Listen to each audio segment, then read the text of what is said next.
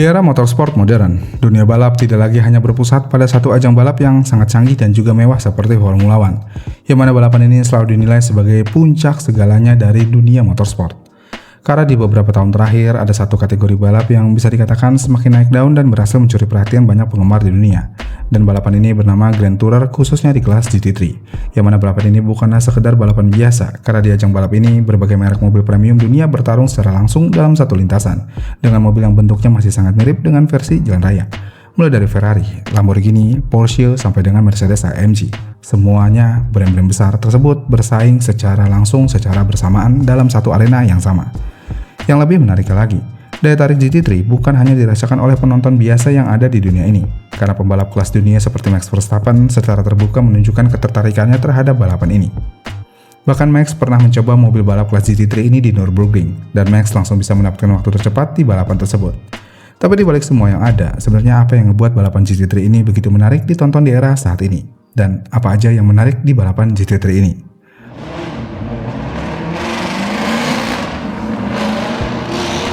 Jadi salah satu alasan terbesar kenapa GT3 sangat menarik untuk ditonton adalah adanya sistem balance of performance atau BOP yang sangat ketat, yang membuat balapan ini sangat seimbang. Yang mana BOP itu sendiri akan bekerja sebagai sistem regulasi untuk menyeimbangkan performa mobil-mobil yang berbeda. Di mana dalam balap GT3, setiap mobil berasal dari pabrikan yang berbeda, dengan karakter mesin, aerodinamika, dan tujuan desain yang juga sangat berbeda. Tanpa adanya sistem BOP, balapan akan jadi tidak adil karena satu mobil bisa terlalu dominan. Sebagai contoh, jika tanpa adanya BOP, pabrikan seperti Ferrari dengan mobil Ferrari 296 GT3 akan memiliki potensi yang sulit untuk ditandingi, karena mesin V6 twin turbo dari mobil ini bisa menghasilkan tenaga sebesar 750 sampai dengan 800 horsepower, yang mana angka horsepower sebesar itu sangat sulit disaingi oleh pabrikan lainnya seperti Porsche, Mercedes, ataupun McLaren. Dan karena aturan BOP ini mengharuskan semua mobil balapan memiliki tenaga di 550 sampai dengan 600 horsepower aja. Dan hal ini tentu aja langsung membuat kesetaraan tenaga mesin dari semua mobil balap bisa disamaratakan, dan juga persaingan di trek balap akan jauh lebih menarik. Kemudian selain dari sistem BOP-nya yang membuat semua tenaga mesin mobil balap akan menjadi sama dan seimbang, karena mobil-mobil balap di kelas GT3 ini memiliki bentuk dengan mobil produksian massal.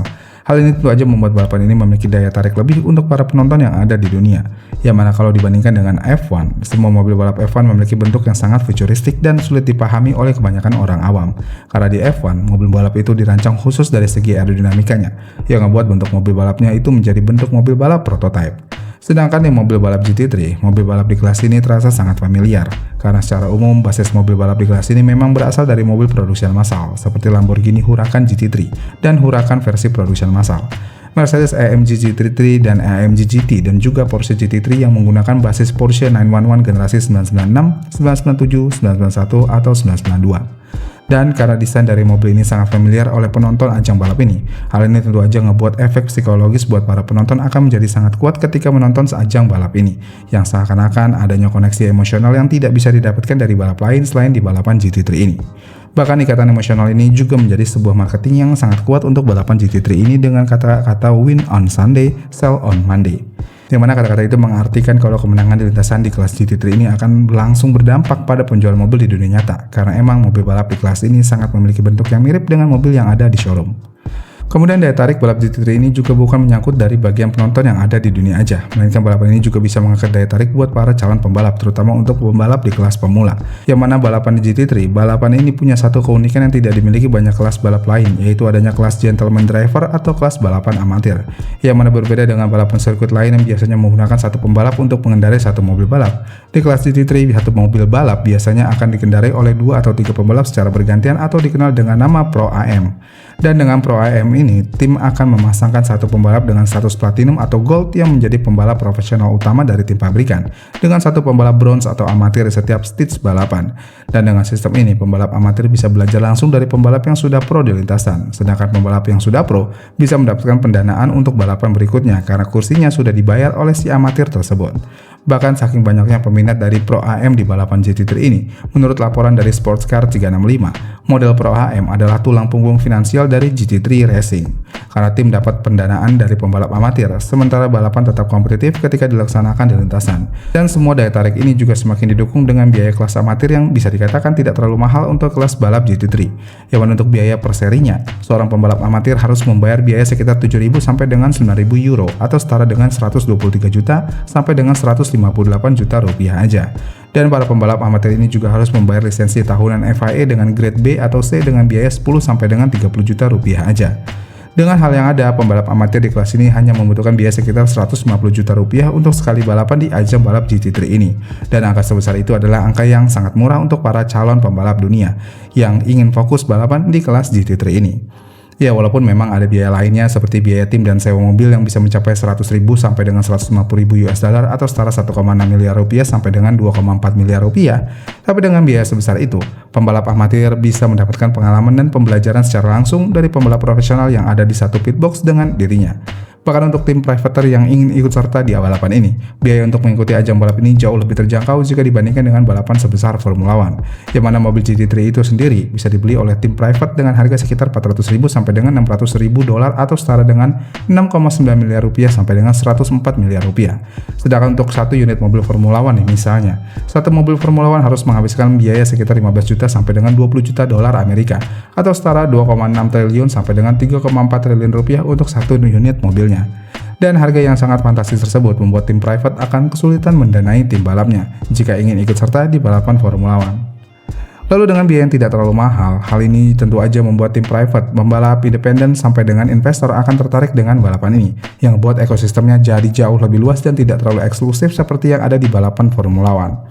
Dan hal terakhir yang membuat balapan ini semakin menarik tentu aja ada di balapan yang sangat variatif, yaitu sprint dan juga endurance. Yang mana di balapan GT3, balapan ini tidak hanya memiliki satu format balapan seperti balapan sprint yang ada di dunia ini, melainkan balapan ini juga punya format balapan endurance yang biasa dikenal dengan 24 jam of Spa atau Nürburgring 24 jam. Dan untuk format sprint race-nya, balapan ini akan diselenggarakan selama 1 jam aja, sedangkan untuk di balapan endurance, balapan kelas GT3 ini akan diselenggarakan selama 3 jam, 6 jam, sampai dengan 24 jam tanpa henti, yang membuat balapan GT3 ini akan selalu menarik untuk ditonton selama balapan. Dan ketika balapan GT3 ini diselenggarakan dengan format endurance, kelas GT3 ini juga harus bersaing dengan kelas lainnya seperti kelas prototype di LMH dan LMDH. Lalu di kelas prototype 2 atau LMP2 yang membuat para pembalap di kelas GT3 ini harus waspada dengan traffic yang berada di dalam track, karena mereka nggak cuma melawan kompetitor dengan kelas yang sama di lintasan balap, melainkan mereka juga harus melihat kondisi track balap selama balapan. Jadi ya, popularitasnya balapan GT3 bukan suatu yang terjadi secara kebetulan, karena balapan ini adalah hasil dari kombinasi sempurna antara teknologi, strategi, hiburan, dan kedekatan emosional dengan penonton. Dan di balap GT3 ini juga bisa dikatakan sangat berhasil menjadi jembatan antara dunia balap profesional dan juga para pembalap yang masih baru belajar untuk ikut serta di ajang balap kelas dunia. Karena dengan mobil balapnya tidak terlalu asing, persaingan ketat, dan format balapannya yang penuh variasi, hal ini membuat ekosistem balapan ini akan menjadi sangat kuat dan berkelanjutan. Dan dengan hal yang ada, hal ini tidak heran membuat banyak penggemar motorsport mulai beralih atau setidaknya mulai melirik balapan GT3 ini sebagai tontonan utama mereka. Karena balapan GT3 bukanlah sekedar balapan biasa, di mana balapan ini adalah balapan motorsport yang lebih relatable dengan para penontonnya, dan juga jauh lebih kompetitif buat tim balap yang ikut serta di ajang balap ini. Dengan demikian, GT3 adalah balapan yang bisa dikatakan menjadi balapan yang sangat diminati oleh para penggemar motorsport yang ada di dunia di era saat ini. Karena yang dicari oleh penonton pecinta motorsport di dunia pada saat ini bukan hanya fokus pada soal kecepatan, tapi juga tentang pertarungan yang sengit di lintasan, dengan mobil yang bisa mereka pahami ketika pertama kali mereka melihat balapan tersebut. Gimana menurut kalian? Komen di kolom komentar di bawah ya, dan sampai jumpa di video selanjutnya.